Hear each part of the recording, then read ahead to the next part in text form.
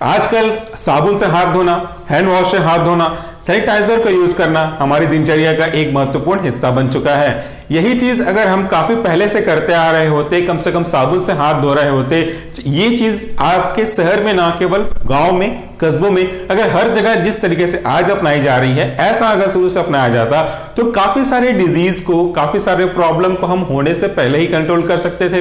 Hello friend, welcome to the channel solution. आज हम बात करने वाले हैं आपका एक नया टॉपिक, और इस नया टॉपिक का डायरेक्टली रिलेशनशिप है आपके हेल्दी और सैनिटाइजेशन वाले प्रोसेस से। आज हम जिस टॉपिक के बारे में बात करेंगे है हमारा एंटी एमीबिक ड्रग। ऐसे ड्रग जो कि अमीबायोसिस के प्रॉब्लम को ठीक करने में, अमीबा की वजह से कॉज होने वाले डिफरेंट तरह के पैथोलॉजिकल, फिजियोलॉजिकल अल्टरेशन को रिड्यूस करने में मदद करते हैं। ऐसे ही ड्रग को हम कहते हैं एंटी एमीबिक ड्रग। ये जो एंटी एमीबिक ड्रग है उसके बारे में बात करेंगे आज, तो उसमें हम इंक्लूड करेंगे बेसिक इंट्रोडक्शन को और ऐसे ड्रग का क्लासिफिकेशन जो इस तरह के अमीबायोसिस को कॉज करने वाले अमीबा को ठीक करने में डिफरेंट तरीके से, डिफरेंट मैकेनिज्म और साइट ऑफ एक्शन की मदद से ये अपना काम करते हैं। जब हम बात करते हैं अमीबायोसिस की, तो आपके आसपास का जो एटमॉस्फेयर है, जो एनवायरनमेंट है, उनका हाइजीन होना, सैनिटाइज्ड होना बहुत जरूरी है, क्योंकि एक ऐसी प्रॉब्लम है जिसका मुख्य कारण आपके अनहाइजीनिक लाइफस्टाइल से है। और ये प्रॉब्लम बिल्कुल ट्यूबरकुलोसिस, लेप्रोसी की तरह, एंथेलमेंटिक की तरह ऐसे जगह ज्यादा देखने को मिलता है जहां पे वो कंट्री या तो अंडर डेवलप है या अनडेवलप्ड कंट्री की हम बात कर रहे हैं, वहां पे ये सिचुएशन ज्यादा देखने को मिलती है। इसका जो कॉज है, यूं कह लें कि ये अमीबा है। अमीबा का नाम भी एंट अमीबा हिस्टोलिटिका है, और इसके बारे में डिटेल से हम थोड़ी देर में देखेंगे भी। जब कभी भी कुछ ऐसे चीजों को हम यूज करते हैं, चाहे वो दूषित पानी हो या कंटामिनेटेड फूड हो, इनको अगर हम कंज्यूम करते हैं, और यूं कहना ज्यादा अच्छा है कि फेको ओरल रूट से अगर हम लेते हैं, क्योंकि कहीं ना कहीं किसी ने अगर स्टूल पास किया है, कोई कंटामिनेशन प्रोडक्ट पास किया है, तो वो आगे जाकर के आपके वाटर के सोर्स पे जा सकता है, आपके फूड में कंटामिनेट कर सकता है डिफरेंट टाइप के वेक्टर्स की मदद से। और ये अगर कंटामिनेटेड फूड या पानी आप कंज्यूम करते हैं, तो उनके साथ उनका जो लार्वा है, उनके साथ जो सिस्ट है, वो आपकी बॉडी में एंटर करेगा, और आपकी बॉडी में एंटर करने के बाद धीरे धीरे इनका मल्टीप्लिकेशन होगा। हमारा जो ये अमीबा है, एंट अमीबा हिस्टोलिटिका, जब ये इन्हीं किसी अलग तरीके के रूट के आपकी बॉडी में एंटर होता है, चाहे वो पानी हो चाहे फूड हो, तो ये दिक्कत की बात यह है कि ये आपके जीआईटी में, स्टमक में प्रेजेंट HCl से अपने आप को बचा लेते हैं, और फिर धीरे धीरे वो आगे जाकर के आपके लार्ज इंटेस्टाइन पे अपना मेजर इफेक्ट दिखाना शुरू करते हैं। तो चलिए बात करते हैं इसी एंट अमीबा हिस्टोलिटिका के कारण से होने वाले अमीबायोसिस के बारे में एक दो बेसिक जानकारी। सबसे पहले कहें तो ये ड्रग क्या कहलाते हैं? एंटी एमीबिक ड्रग को हम क्यों और किस नाम से समझ सकते हैं? एंटी एमीबिक ड्रग ऐसे ड्रग हैं जो इस तरह के इंफेक्शन को ठीक करने में हमारी मदद करते हैं, जो कि कॉज हुए हैं आपके एनारोबिक प्रोटोजोआ एंट अमीबा हिस्टोलिटिका की वजह से। ये जो पहला ही पॉइंट है, आपके 3 MCQs बना सकता है, और इनके आंसर आपको जानना चाहिए। सबसे पहली बात कि ये जो अमीबायोसिस है वो किसके द्वारा होता है, तो वो होता है एनारोब टाइप के प्रोटोजोआ का। एनारोब कहने का मतलब जानते ही हैं, ऐसे माइक्रो ऑर्गेनिज्म जो कि ऑक्सीजन के एब्सेंस में बेसिकली सर्वाइव करते हैं। तो ये आपका क्वेश्चन बनता है कि एंट अमीबा हिस्टोलिटिका कौन से एटमॉस्फेयर में ज्यादा अच्छे से ग्रो करेगा? Your answer is on your board, that is anaerobic conditions. दूसरा, अगर हम बात करें कि इसका नेचर कैसा है, बैक्टीरिया है, वायरस है, फंगस है या प्रोटोजोआ है, तो आप यहां भी देख सकते हैं कि it is a protozoa disease, जैसा कि मलेरिया के केस में देखा उसी की कैटेगरी का है, हालांकि कॉजिंग एजेंट अलग है। और अगर फिर आप बात करते हैं कि किसके द्वारा कॉज होता है, तो सामने सिंपल सा आंसर है एंट अमीबा हिस्टोलिटिका। ये जरूरी इस बात पे है क्योंकि यहां पे मैं आपको बाइफरगेट करने वाला हूं। हिस्टोलिटिका को अगर आप बाइफरगेट करेंगे, 2 वर्ड में कैंची से कट करेंगे, जिसके बारे में मैंने आपसे कई बार डिस्कस किया, तो आप इसको 2 मीनिंगफुल सेंटेंस में ब्रेक कर सकते हैं। ये होगा आपका हिस्टो और लाइटिका। हिस्टो का मतलब जानते ही हैं, आपके टिश्यू सही है, और लाइटिक का मतलब होता है लाइसिस करना। सो एक प्रकार से ये ऐसे अमीबा हैं, ऐसे प्रोटोजोआ हैं जो कि आपके टिश्यू में थोड़ा सा लाइसिस कॉज कर सकते हैं, और इन्हीं के कारण से आगे जाकर के जब आप स्टूल पास करेंगे, that is considered as a dysentery, और उसमें म्यूकस हो सकता है और ब्लड हो सकता है। और उनके पीछे का जो कारण है, presence of mucus, presence of blood and other organic material, उसके पीछे का कारण इनका नेचर, इनका नाम ही आपको दिखाना चाह रहा है। दूसरी बात, अगर आप बुक में देखेंगे तो कई बुक में अलग अलग दिया हुआ है। हमने कम से कम 5 से 6 बुक को रिफर किया है आज के टॉपिक को समझने के लिए, और कुछ इंटरनेट पे भी सर्च किया है। अगर आप देखेंगे इनके कॉज को तो 90 और 10% के रेशियो में डिवाइड किया गया है इनकी सीवियरिटी के अकॉर्डिंगली। 90% जो आपके एमीबायोसिस होते हैं वो आपके नॉन इन्वेसिव होते हैं, यानी कि उनके ज्यादा डेंजरस इफेक्ट हमको देखने को नहीं मिलेगा।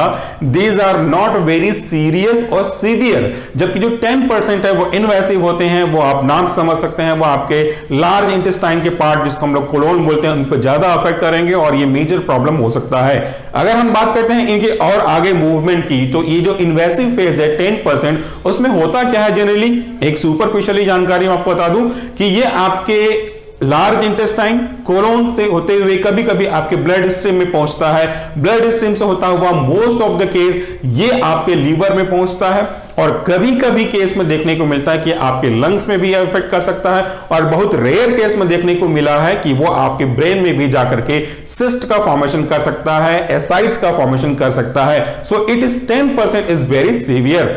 अगर हम बात करते हैं कि इनके कुछ और इंपॉर्टेंट एनवायरमेंटल कंडीशंस क्या हैं, so as I already informed you this poor environmental sanitization is a major cause for spreading of which this kind of disease which occurs by fecal contamination of food and water. Maximum case आप अगर जानना चाहते हैं इनके बारे में और detail से, तो हमने ऑलरेडी एक चैनल पे अपलोड किया हुआ है आपके मॉनसून बोर्न डिजीज, इसमें भी आप देख सकते हैं, इसका पीडीएफ भी अवेलेबल है। फेसबुक ग्रुप में ज्वाइन करके आप इसको इजीली डाउनलोड कर सकते हैं। इसके अलावा जो और पीडीएफ है वो भी ले सकते हैं। अगला पॉइंट देखिए, जो अमीबा है, अमीबा का जो सिस्ट है होगा, अभी तो अमीबा का सिस्ट ही कहना स्टार्टिंग में जरूरी होगा, क्योंकि जब कभी भी हम किसी कंटामिनेटेड फूड को या वाटर को इनटेक करते हैं तो इस फूड में प्रेजेंट जो अमीबा का सिस्ट है वो हमारे ओरल रूट से आपके जीआईडी में पहुंचता है। That is why it is considered as a feco oral route, मतलब कोई फीकल मटेरियल जो पास आउट हुआ है स्टूल के साथ, वो वापस से किसी न किसी साइकिल के थ्रू होता हुआ आपके ओरल रूट से एंटर करता है, इसीलिए इसको हम फेको ओरल रूट का कंटामिनेशन बोलते हैं। टाइफाइड भी इसका एक सिंपल एग्जांपल है जिसको हम लोग इस कैटेगरी फेको ओरल रूट में इंक्लूड कर सकते हैं। तो देखिए, एमीबिक सिस्ट, पहला सिस्ट अंडरलाइन कर लेना चाहिए, reaching the intestine transformed into, जब ये सिस्ट अमीबा का आपके इंटेस्टाइन में पहुंचेगा, क्यों इंटेस्टाइन में पहुंचेगा, क्योंकि स्टमक में तो इसका इफेक्ट होगा नहीं HCl का इसके ऊपर, और ये जो ज्यादा आगे जाकर के अपना कोलोनाइजेशन कराना शुरू करेंगे, एक मल्टीप्लिकेशन बाइनरी फ्यूजन से करेंगे, तो ये जो आपका एमीबा है वो 8 सिस्ट का कन्वर्ट हो सकता है बाइनरी फ्यूजन के थ्रू, 1 से वो 8 बना सकता है। तो जब ये कभी भी इनका एटमॉस्फेरिक कंडीशन सुटेबल होगा आपके लार्ज इंटेस्टाइन में, तो वहां पे पहुंचेंगे। So this reaching to the intestine transform into, अब ये जो सिस्ट था, मैंने इसलिए इसको अंडरलाइन किया, ये जो इनिशियल लेवल में ये जो सिस्ट है अब वो आपके ट्रोफोजोइड फॉर्म में कन्वर्ट होता है। ट्रोफोजोइड एक ऐसा फॉर्म है जहां पे वो मूवमेंट करना स्टार्ट करते हैं। उस स्टेज पे वो अब होस्ट की बॉडी से न्यूट्रिशन को अपने सर्वाइवल के लिए यूज करना स्टार्ट कर देते हैं, या यूं कहें कि इसको पैरासाइटिक एक्टिविटी भी करते हैं। और इसी को अगर हम बात करें तो ये सहजीवी या सिम्बायोसिस का काम करते हैं, ये आपके इंटेस्टाइन में रह करके अपना न्यूट्रिशन प्रोवाइड करते हैं, अपने लिए सर्वाइव करते हैं। ये बैक्टीरिया के साथ एक सिम्बायोसिस का एक्टिविटी करेंगे जिसको आप लोग आगे जाकर देखेंगे भी। सो इसके बाद क्या हुआ, इंटेस्टाइन में पहुंचने के बाद ये ट्रांसफॉर्म होते हैं ट्रोफोजोइट में, विच आइदर लीव ऑन। अब ये जो आपका ट्रोफोजोइट है वो 2 तरीके से अपना लाइफ साइकिल को स्टार्ट कर सकता है, अपने लाइफ में रह सकता है, और इसी के अकॉर्डिंगली मैंने आपको एक ब्रीफ किया था इन्वेसिव और नॉन इन्वेसिव के फेज में। ये 2 तरीके से कहां रहेंगे, ये जो आपका लार्ज इंटेस्टाइन है, कोलोन है, उसके सरफेस पे भी रह सकते हैं, उनको इन्वेट करके वो उनके अंदर भी मूव कर सकते हैं। तो देखते हैं पहले कि वो अगर सरफेस पे है तो क्या क्या देखने को मिल सकता है। So first form is that surface of colonic mucosa. जब ये कोलोनिक म्यूकोसा मतलब क्या है, कोलोन है, उसके म्यूकोसल लेयर पे सरफेस पे रहेगा, और उसके बाद ये क्या फॉर्म करना शुरू करेंगे, क्या बनाना शुरू करेंगे, ये बनाना शुरू करेंगे cyst, that form cyst that pass into stools. अब ये जब इनका मल्टीप्लिकेशन होगा, इनका ग्रोथ होगा, तो वो और अधिक मात्रा में इनके जो बेसिक लाइफ इनिशियल का प्रिकर्सर मटेरियल होगा सिस्ट, वो बनाना शुरू करेंगे, और ये स्टूल के साथ पास हो जाएंगे।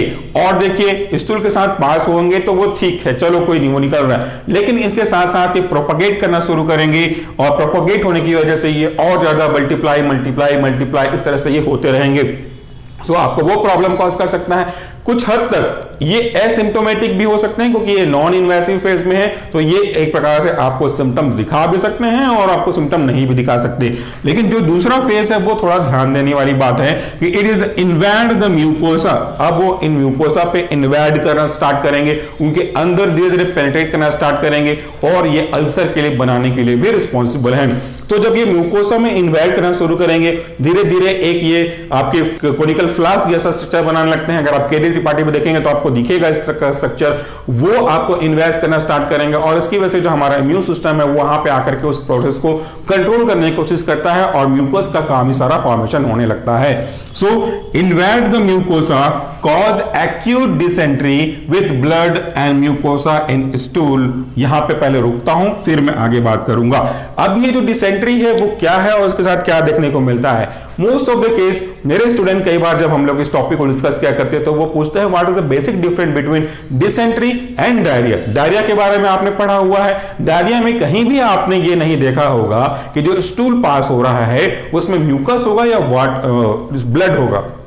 अगर कुछ और एबनॉर्मेलिटी है तो फ्यू ड्रॉप्स जरूर जा सकते हैं, that is not usual. But अगर हम बात करते हैं आज के केस में, डिसेंट्री के केस में, तो इस डिसेंट्री में मैक्सिमम से मैक्सिमम म्यूकस जाएगा। क्यों म्यूकस बन रहा है आप देख ही रहे हैं, वो इन्वेड कर रहा है, म्यूकस लेयर को रप्चर कर रहा है, आपका इम्यून सिस्टम इसमें इन्वॉल्व हो रहा है और साथ में ब्लीडिंग भी हो रही है। इसलिए जब आप स्टूल पास करेंगे वो स्टूल वाटरी होगा, उसमें ब्लड भी होगा, म्यूकस भी होगा और एक्चुअली वो भी एक डायरिया का ही फॉर्म है। डायरिया मतलब होता है वाटरी स्टूल, बट एक ऐसा कंडीशन जो वाटरी स्टूल वाले डायरिया को कॉज करे उसमें ब्लड और म्यूकस हो, that is simply known as a dysentery. क्योंकि इसमें उसमें एक मेजर अंतर यही है, वाटर के साथ साथ म्यूकस और ब्लड का प्रेजेंस होना, बस इसी को आप याद रखिए।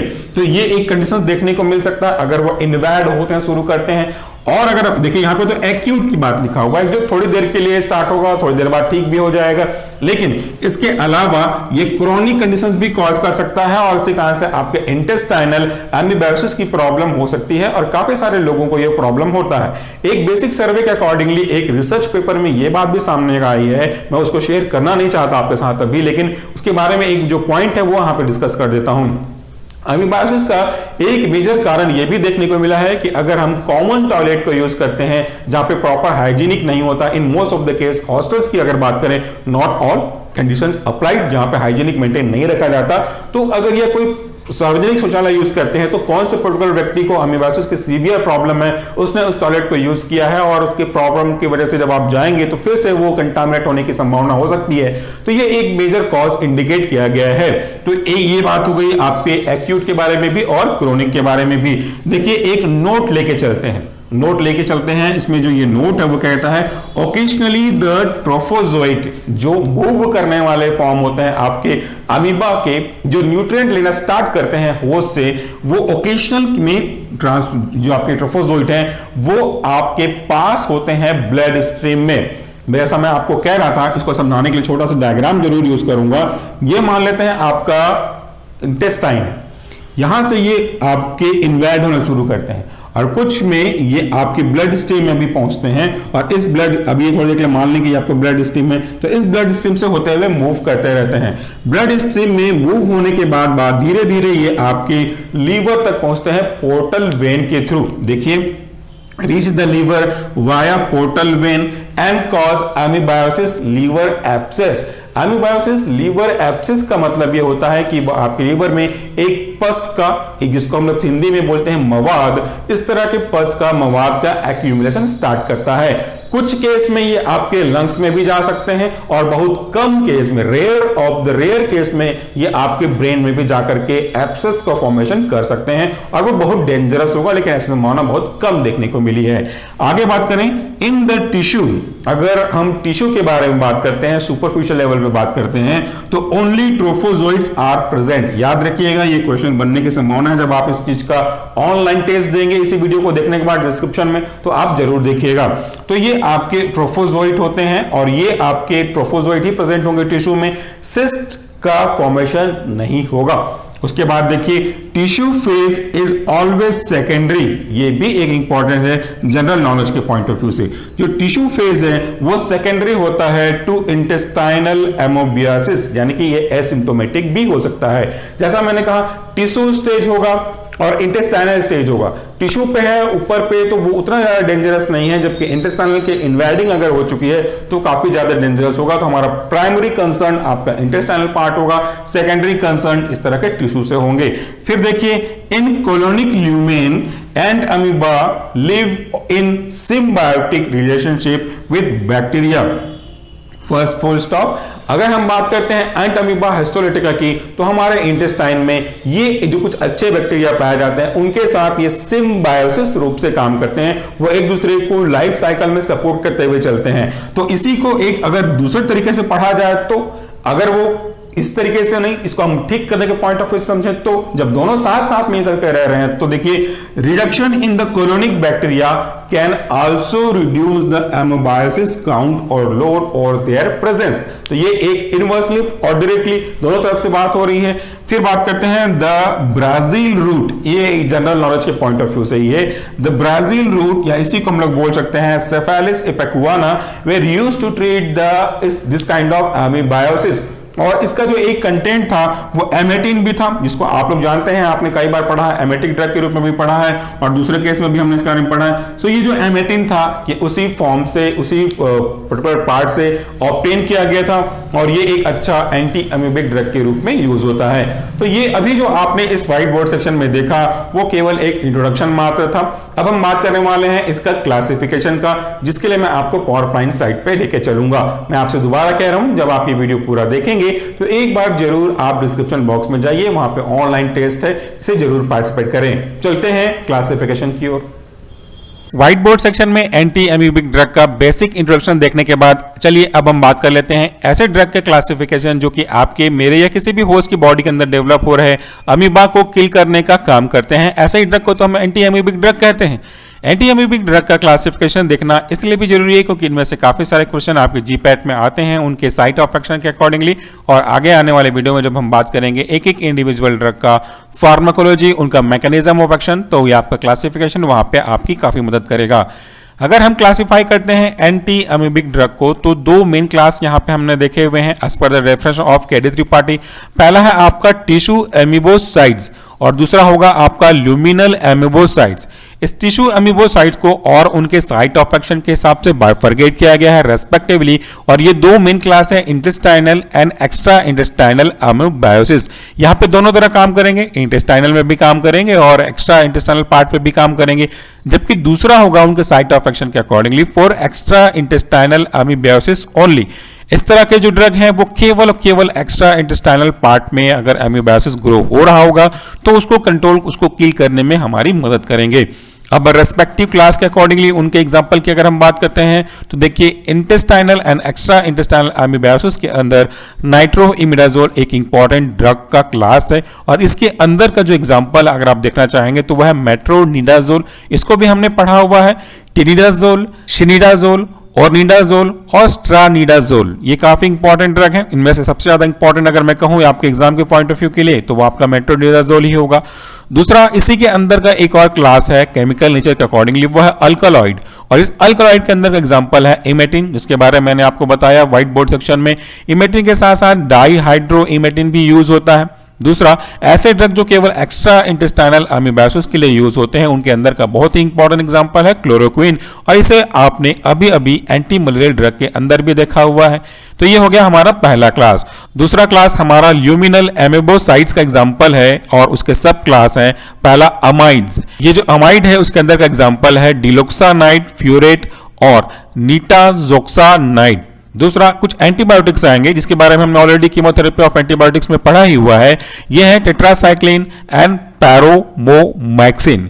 इसके बाद देखिए 8 हाइड्रोक्सी क्विनोलिन्स, और इसके अंदर का एग्जांपल अगर हम पूछें तो यह है क्विनिडो क्लोर, और इसी को हम लोग बोलते हैं आइडो क्लोरो हाइड्रोक्सीक्विन, डाई आयोडो हाइड्रोक्सीक्विन, और इसी को हम लोग बोल सकते हैं आयोडोक्विनोल। तो ये कुछ इंपॉर्टेंट क्लासिफिकेशन है, और इन्हीं क्लासिफिकेशन को ध्यान रखते हुए आने वाले समय में हम कुछ स्पेसिफिक एग्जांपल को लेकर के उनका मैकेनिज्म ऑफ एक्शन देखेंगे। So friend, thank you very much for watching and listening this video. Description box में जाकर के आज के लेक्चर का ऑनलाइन टेस्ट फ्री में जरूर अटेंड करें। Thank you.